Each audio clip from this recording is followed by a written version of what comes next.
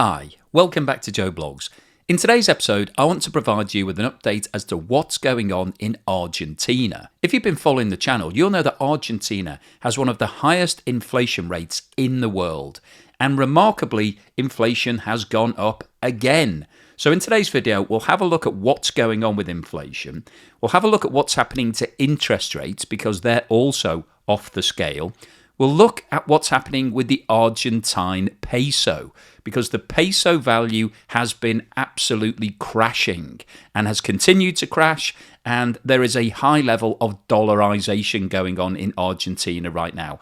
People are losing confidence in the peso, have been doing for quite a long time, and everybody is moving towards using the dollar. So we'll look at what's happening with the black market rate because that is entirely different to the official exchange rate against the US dollar.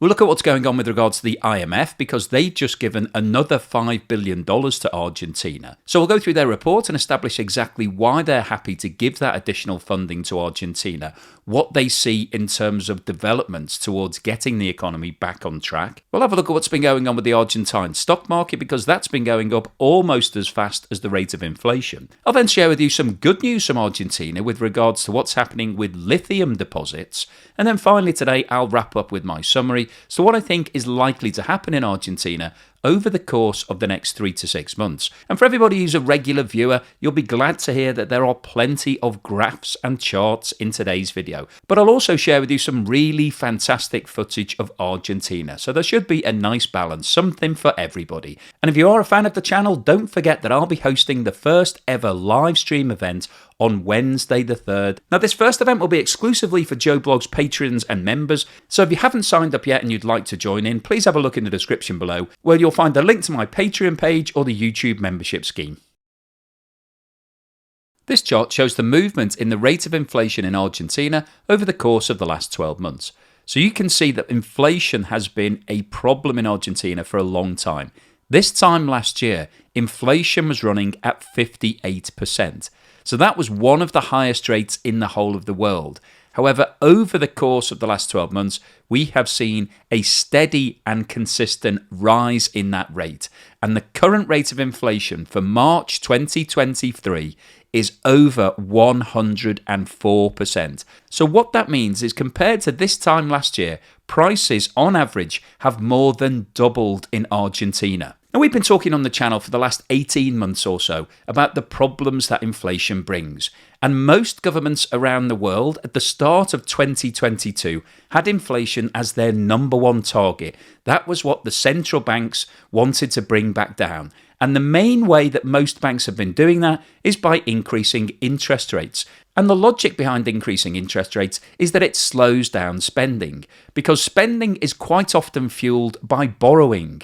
And if you increase interest rates, obviously it increases the cost of borrowing. It makes people think twice about whether or not they can afford to move house or buy a new car or take a loan to go on holiday, all of those sort of things. And so it calms down spending and therefore reduces demand. And simple economics tells us that when demand falls, that reduces pressure on prices, and quite often we see prices falling as well. And over the course of the last 12 months, we've seen interest rates rising in most countries around the world, and we're now starting to see inflation coming back down. However, as you can see from this chart, we are not seeing inflation going down in Argentina. Far from it. It has been going up every single month. So you might be asking, why hasn't the government of Argentina been taking the same action as we've seen in the USA and in Europe and most other countries around the world? Why haven't they been increasing interest rates?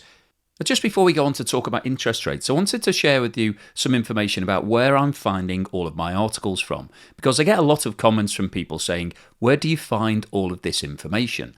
And one of my sources, which I've been using for the last 6 months or so, is Ground News. And what's great about Ground News is that they aggregate stories from all around the world. So if you're looking to do some research on a particular topic, you can type in that topic and then you'll find lots of different articles. And just to give you an example of what I'm talking about, this is a search that I did on Argentina. And you can see there's a really interesting article here saying Argentina to pay for Chinese imports in yuan rather than dollars. So if we click into that article, you can see that it lists all the different articles from all around the world on this topic. And what's really useful with the way Ground News presents this information is that firstly it tells you where it's come from. So this has come from a Chinese publication.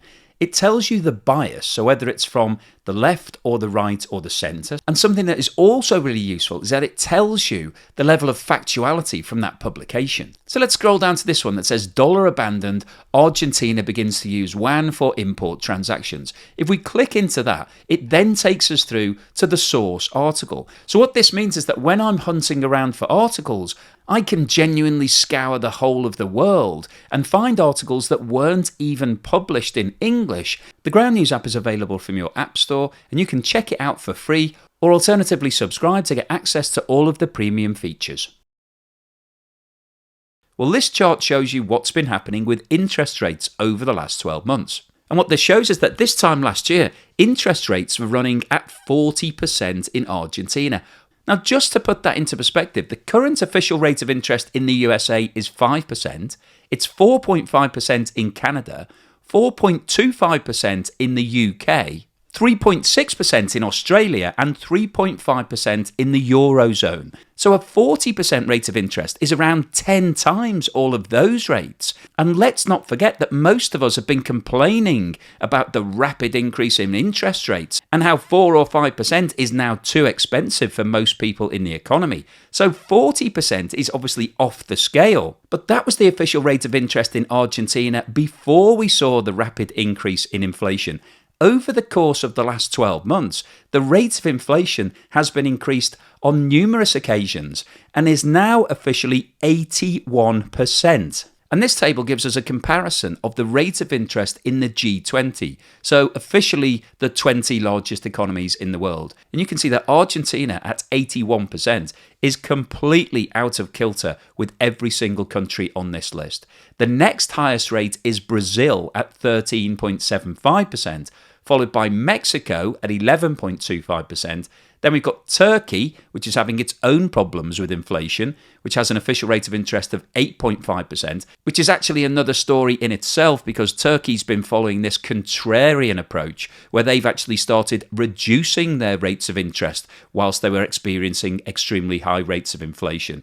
South Africa's then 7.75%, and then we come to Russia at 7.5% and India at 6.5%. And if we have a look at this table, which compares the official rate of interest with every country in the world, you can see there is only one country that is beating Argentina, and that's Zimbabwe, where the official rate of interest is 150%. So if we now jump back to our inflation chart, you can start to understand why there are so many problems in Argentina. Because the government and the central bank have been trying to address this inflation. They have been increasing interest rates on a regular basis, and 81% is obviously extremely high. If you've got any sort of debt, if you've got a loan in Argentina and you're having a base price of 81%, that is obviously going to cost you a lot of money. So they are doing everything they can to discourage spending. But unfortunately, the economy has now got so out of control that increasing the rate of interest is no longer having any real impact on inflation.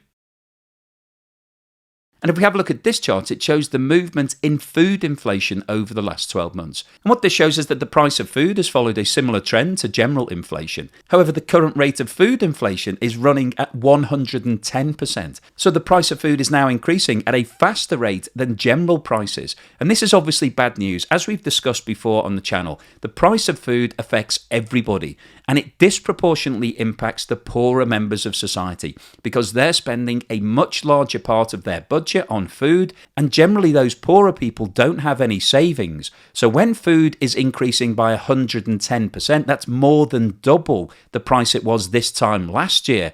Unless your income is increasing at a faster rate, it means that you have less cash, and therefore for the poorest members of society, they're now having to decide what they actually spend their money on. They're cutting back on other things to make sure that they're prioritizing food. And in many cases in Argentina, there will be families where they haven't got enough money to buy enough food for all of their family. And I think that really puts the problems into perspective because whilst we're looking at charts and graphs and it's interesting to look at percentages, the real world impact is that we're seeing huge increases in prices in Argentina to the point where some people simply can't afford to buy things.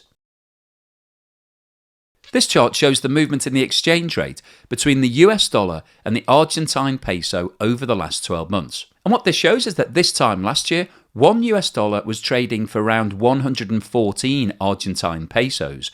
Today, that same US dollar equates to more than 221 pesos, which means that the peso has almost halved in value over the course of the last year. Now, one of the questions that I'm often asked when we're talking about exchange rates is it better to have a strong currency or a weak currency? And the generally accepted answer to that is that it's better to have a strong currency because it shows the strength of your economy. But fundamentally, it depends on which side of the coin you're looking, whether you're looking at it from an exporter perspective or an importer perspective. So if you're an exporter and you're selling your goods in the international markets, they will often be priced in US dollars because it's easier for overseas countries to understand the value of the dollar rather than having to look at hundreds of different currencies. So if I'm an Argentine exporter and I'm looking to sell something that I've made in the international markets and it's cost me 100 pesos to produce, this time last year, that 100 pesos would equate to roughly around $1. The exchange rate was 114 to $1. So just for rounding purposes, let's call that $1. So I'm selling my product in the international market for $1.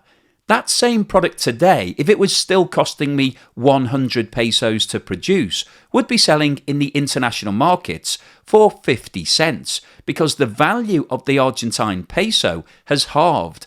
221 pesos now equate to $1. So if my product has a base price of 100 pesos, I'd be selling it for 50 cents. So in theory, it would become much cheaper for all the overseas countries to buy that product, and so that could potentially increase demand. Now, obviously the flaw in that theoretical argument is that I've ignored inflation. And if we look at what's happened to inflation, which is now running at 104%, that would mean that my costs should have doubled. So actually what was costing me 100 pesos to produce this time last year would now be costing me 200 pesos to produce. So actually the movement in the exchange rate hasn't really benefited me because my base price has gone up because inflation is so high. So the cost of producing the same item today is costing me 200 pesos rather than 100 pesos. So in the international market, I would still be selling it for $1. So the reduction in the value of the peso hasn't really provided me with any net benefit. If we now look at the situation from an importer's point of view,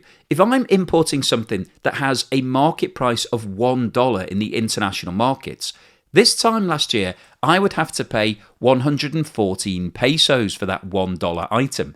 Today, I would have to pay 221 pesos for the same $1 item. So even though in this example there is 0% inflation in the cost of that item, it's still costing $1. So there's no movement, there's no inflation built into it. It's actually costing me as an Argentine importer twice as much as it cost me this time last year in Argentine pesos because the peso has devalued so significantly. So the bottom line impact in terms of the devaluation of the peso is that it's making imports significantly more expensive for everybody in Argentina. And that's one of the reasons that's continuing to fuel inflation, because Argentina is importing a lot of goods from the international markets and they are now becoming more expensive. And the more they import, the more it fuels inflation. So it does become a really vicious circle.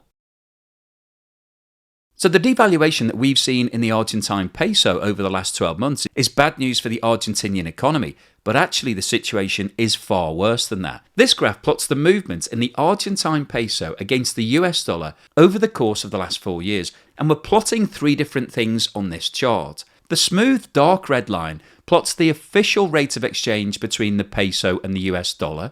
The orange line plots the black market rate of the peso against the dollar, and the dotted green line shows the percentage gap between the two rates. In most developed economies, the official exchange rate is accepted as being the rate that everybody is happy to transfer their currency into dollars or pounds or yen or euros or whatever it might be. However, in economies where we're seeing high levels of dollarization, i.e. the local people have decided that they no longer have any faith in the home currency and they would rather use US dollars, we see black markets appearing. And very often in these situations, the black market exchange rate is entirely different to the official rate. And what this chart shows is that in the first half of 2019, there was no real difference between the black market rate and the official rate.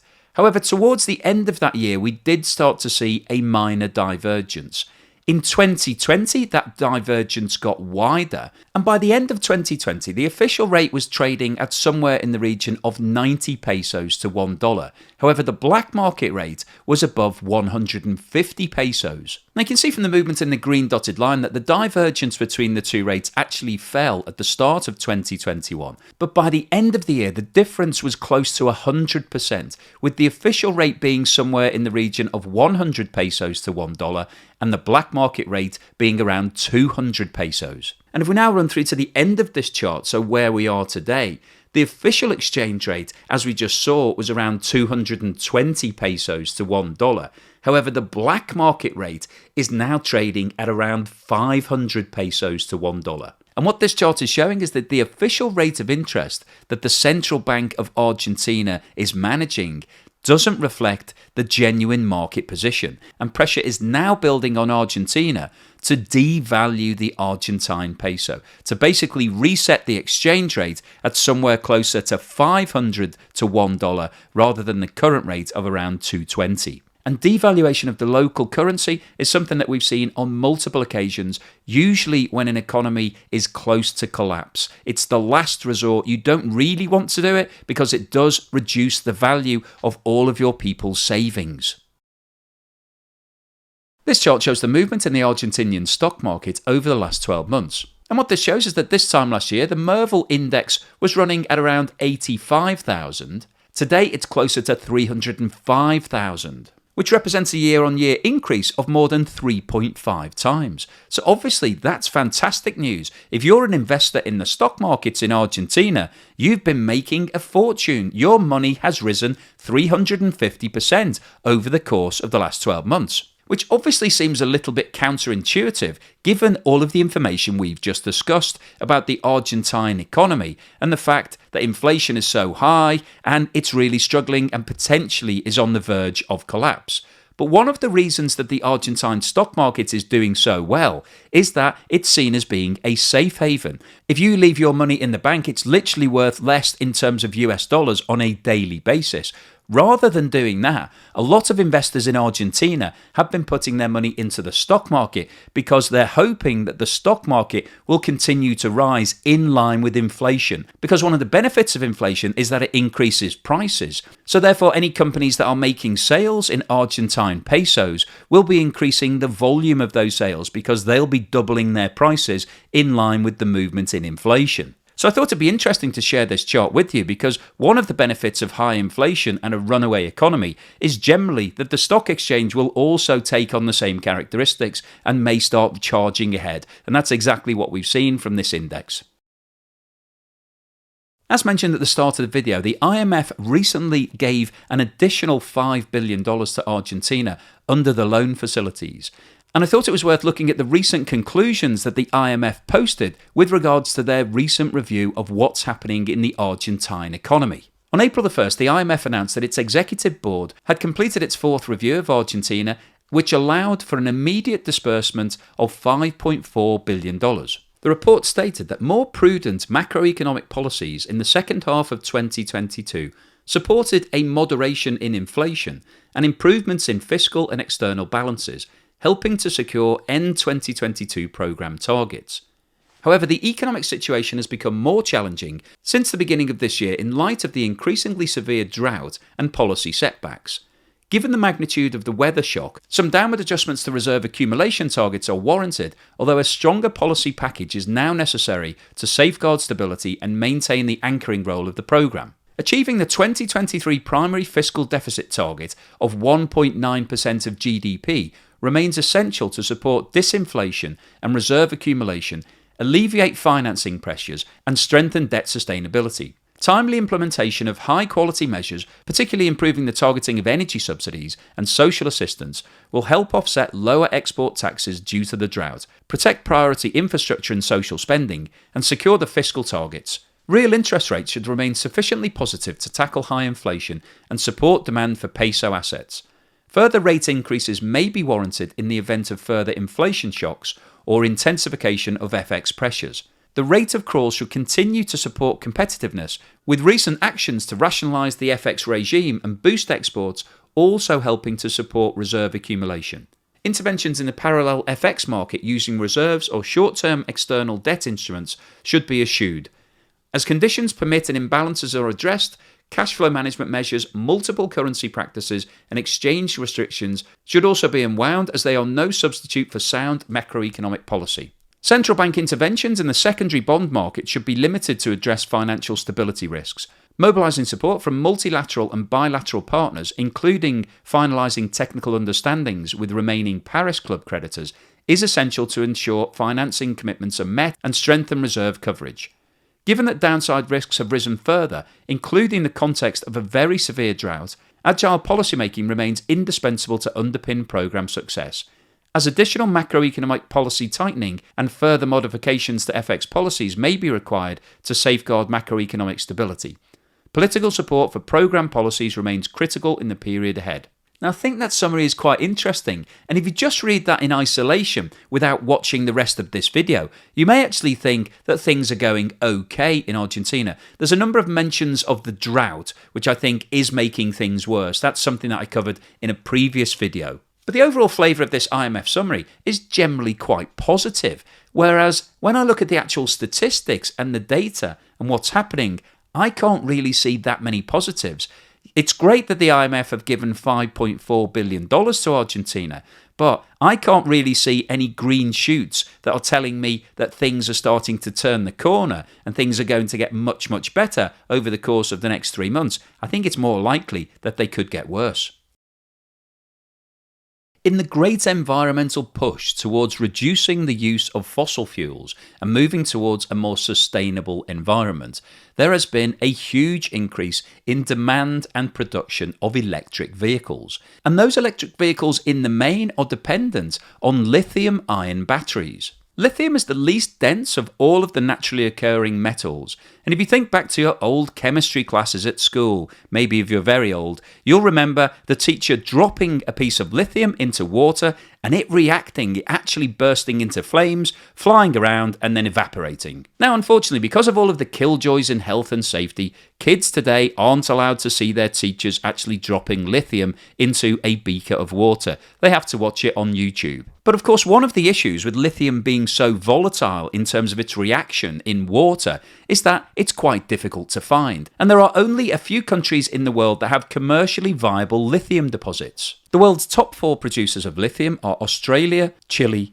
China and Argentina. And over the course of the next few years, the demand for lithium is expected to rise dramatically as we all move towards buying electric vehicles. And this could potentially represent a really exciting market from Argentina's perspective. And Argentina has now announced a strong pipeline of lithium projects which are close to coming online, which looks set to unlock a wave of production that could see its output as much as triple in the next 2 years. In Argentina, despite state energy firm YPF starting exploration for lithium in 2022, the sector has been largely driven by private enterprise and regular approvals of new projects as the government has looked to bring in more export dollars through mining, which has been a rare bright spot amid its economic turmoil. It's estimated that Argentina's current production of 40,000 tonnes of lithium carbonate could triple by 2025 to 120,000 tonnes, which would actually take it past China in production terms and closer to Chile, which currently produces around 180,000 tonnes per year. Argentina currently has 6 lithium projects under construction and 15 in advanced exploration or feasibility stages. That situation contrasts sharply with Chile, where the industry is dominated by established players and very few new projects are underway. Bolivia is the 3rd country of South America that makes up what's called the Lithium Triangle, and the government in Bolivia has recently okayed a new project with a Chinese consortium. Argentina, Bolivia and Chile together sit atop of half of the world's resources of lithium, under otherworldly salt flats in the high-altitude Andean plains. So let's all keep our fingers crossed that things go well in terms of that lithium production and that it helps Argentina get its economy back on track. So what's the summary and conclusion today? Well, I wanted to post this video really to give you an update as to what's happening in Argentina. And what we're seeing is that inflation is continuing to get worse. Once you go past 100% inflation, things are extremely bad. And that's the point that Argentina has got to. And as we saw earlier in the video, there isn't any option of them increasing interest rates to try to bring it back down like we've seen across the rest of the world over the last 12 months, because interest rates are now running at 81%.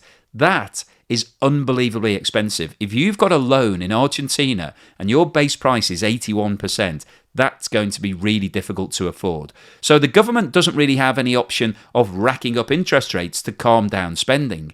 And one of the reasons that the interest rate increases aren't working is that there's been a decoupling in the economy. People have moved away from using the Argentine peso and are now using the US dollar. And we've seen this situation in multiple other countries. And one of the problems that you have when you get to a high level of dollarization is that it's very difficult to reverse it. It's virtually impossible to persuade all of your people to go back to using their home currency because they're always concerned that inflation will start rising again and it will reduce the value of their savings. Now, if you followed the channel, you'll know that I've posted a number of videos on El Salvador. And El Salvador was one of the first countries in the world to actually announce the US dollar as its base currency. So they've given up on their home currency. They've gone all in on the greenback. And actually, the president also announced relatively recently that Bitcoin was also deemed to be legal tender in El Salvador. But that's a different story for a different day. But coming back to the issue of Argentina, the problem is now starting to become critical. And what we've seen from today's video is that the black market exchange rate for the Argentine peso is now more than double the official rate. And what that's telling us is that the market is saying that the Argentine peso is not valued at the right level. There actually needs to be an official devaluation of the currency to bring it back in line with where the market is. Now, that's going to be a very difficult call for the Argentine central bank, because if they do devalue the currency, that will basically reduce the value of everybody's savings that's sitting in Argentine pesos. So what this is doing is giving everybody the heads up in Argentina that a devaluation could be on the horizon. And so it's likely that even more people will move away from the peso into US dollars to protect their own position. So this really does become a vicious circle. It's very, very difficult to break away from it. So what's the solution from Argentina's point of view? Well, as we saw earlier in the video, the IMF recently advanced an additional $5 billion.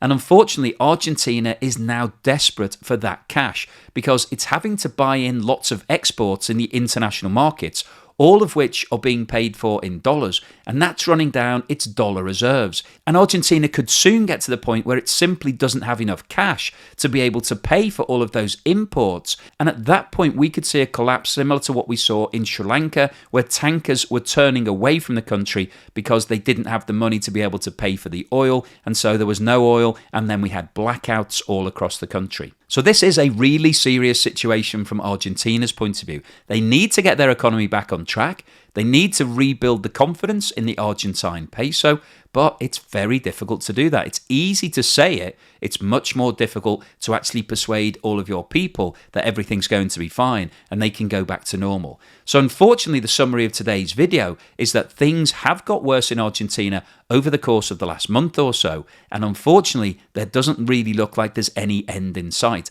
The IMF has given them some money, but that's really a band-aid solution. It will help them over the course of the next month or so to be able to buy in more exports. But until we see a settling down in terms of inflation and the exchange rate, it's likely that things are going to continue to deteriorate. So I'll keep you posted on any further news and developments as and when they happen. Hopefully you found today's episode useful, informative and thought-provoking. If you've liked what I said, please give me a thumbs up. Thank you for watching this video all the way through to the end, and here's something to put a smile on your face.